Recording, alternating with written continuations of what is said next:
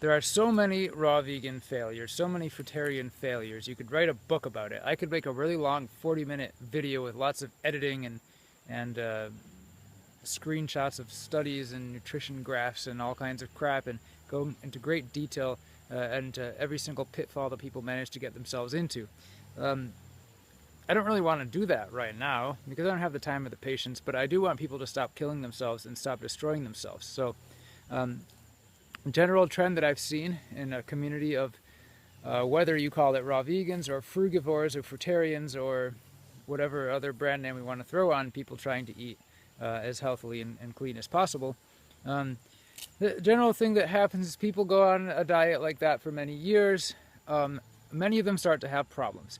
And the ones who don't have problems generally deny that there are people who are having problems. Or they say, oh, you just need to take a B12 supplement or go on a 14-day juice fast, or you just didn't do it good enough.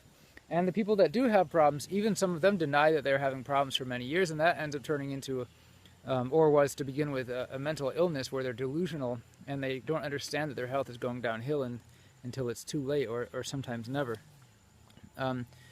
So we have the people who are having problems, and of those people, some of them just keep at it for a really long time. Others get pulled into the paleo or the full carnivore movement, or some variation of that. And the problem I'm seeing is there's nothing in between. Because the thing with the paleo and the carnivore diets is that people will jump right into that, and immediately it solves a whole bunch of deficiencies that they got from eating, pure fruitarian for 10 years straight, or some version of 80-10-10 where you're eating just fruits and avocados mostly as your main fat source, and certain nuts and seeds that have almost no omega-3 in them for many, many, many years. So people jump onto the carnivore thing, they feel way better, they're like, this is it. But the thing is, not everyone does good on the carnivore thing, and sometimes you're doing something where you're solving some health problems and creating other health problems. And a lot of the success or failure on eating a paleo or a carnivore diet depends on certain things. For example, are you buying into the vitamin A myth and overloading on liver and brain smoothies, or are you eating a fairly low vitamin A diet? That's a whole other rabbit hole you can get into if you want to Google Dr. Garrett Smith, the nutrition detective. So anyways, for the people who don't do well long-term on a raw vegan or fruitarian or similar kind of diet, there's those who continue to destroy themselves and end up really, really poor health, and some of them end up going straight to the carnivore diet. And of those, some do well and some don't. Most do better at first. I don't want to sound like I'm promoting a carnivore diet, by the way. This just kind of naturally leads into what I'm talking about because it's related. So anyways, there's nothing in between. Nobody's really studying how to cure these vitamin deficiencies and various problems that crop up. There are so many horror stories I could tell you about long-term problems that I've seen. It may sound like I'm exaggerating. I'm actually not. So, scary things like an older guy eating no overt fats for several years, pure fruitarian, and his eyes sinking back into his head and becoming delusional like his brain is eating itself.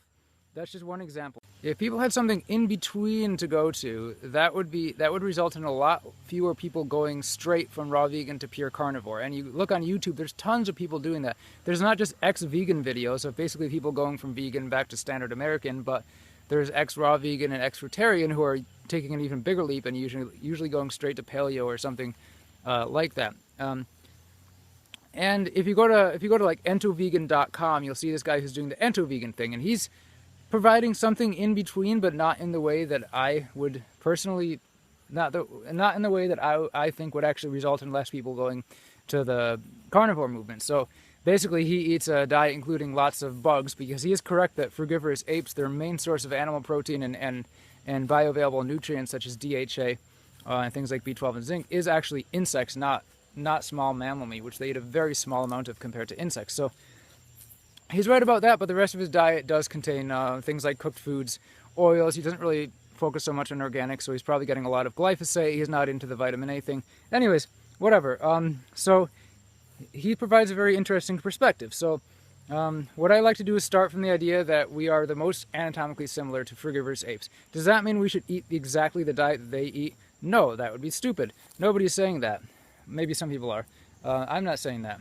And does that mean that there's one perfect human diet for everybody, and everybody has to eat that one diet that's perfect for their body, and that's it, end of story. No, of course, that's also stupid, and I would never say that, though I'm sure there are some people who do say that. On that note, there are genetic problems that people have that affect their ability to tolerate certain foods, sometimes entire classes of foods. There are also nutritional issues that result from just eating a bad diet for many years that may make it seem like you can't eat a certain way. Like a lot of the low-carb people are really scared of sugar. What if their inability to process sugar is a genetic and a nutritional issue, and not so much the actual design of the human body? That's a question I have. As for low carb or high carb, that's not. I don't think we necessarily have to choose. What if our ancestors spent half the year eating high carb when fruit was in season, and half the year eating low calorie, low carb, more like fasting during times when fruit was scarce and we had to do more gasp hunter-gathering types of activities because fruit does not grow year-round in the wild. Don't tell any 100% raw vegan fruitarians that I said that, by the way. So anyways, before I get too distracted and carried away, we start with this idea that we're very similar to the apes, right? And how are we different? Well, one of the ways that we're different, we have a much smaller colon, which probably means that we're designed to eat less rough leafy greens than they are, right? So if our diet remained the same as theirs, but we have a smaller colon, we would probably be eating similar amounts of fruit and less rough leafy greens, and probably similar amounts of the other things that they eat, which include small amounts of nuts and seeds, a fair amount of insects, tiny amounts of small mammals and things that are kind of gross to eat. Can you imagine eating like a raw rat? That would be really disgusting.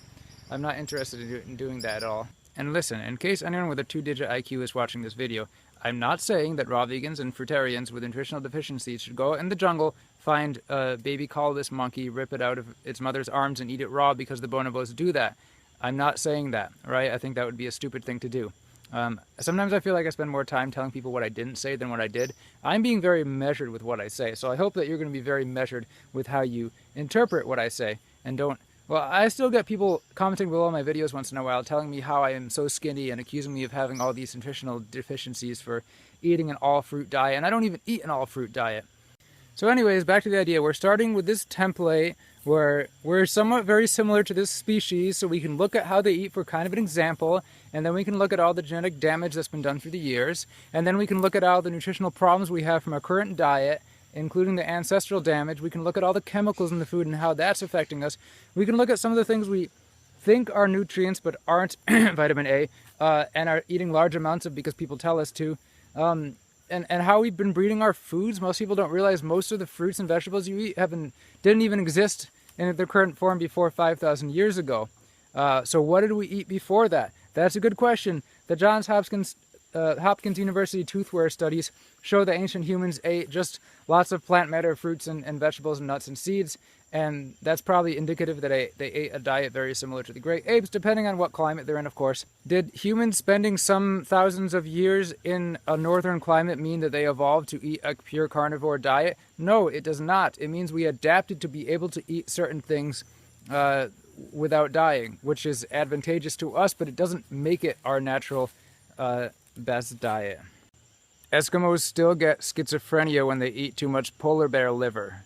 Just because they adapted to be able to eat more polar bear liver than most people can stand doesn't mean it's their natural diet. It's just what they eat because that they moved to that area of the world, which I think was a very stupid decision on the part of their ancestors.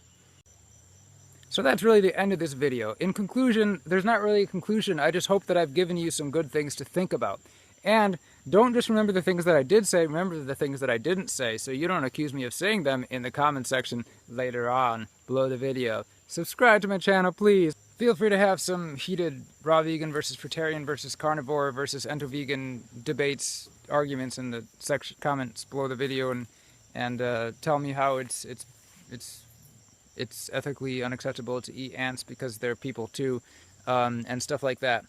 And you may notice that I didn't get into any really specific nutrition issues in this video, because that's beyond the scope of what I wanted to talk about. So if you want to say to me, oh, if you go to Chronometer and you plug in all the fruits and vegetables that 100% fruitarian can eat in a day, you're not missing anything. 100% RDA everything. I'm right, you're wrong.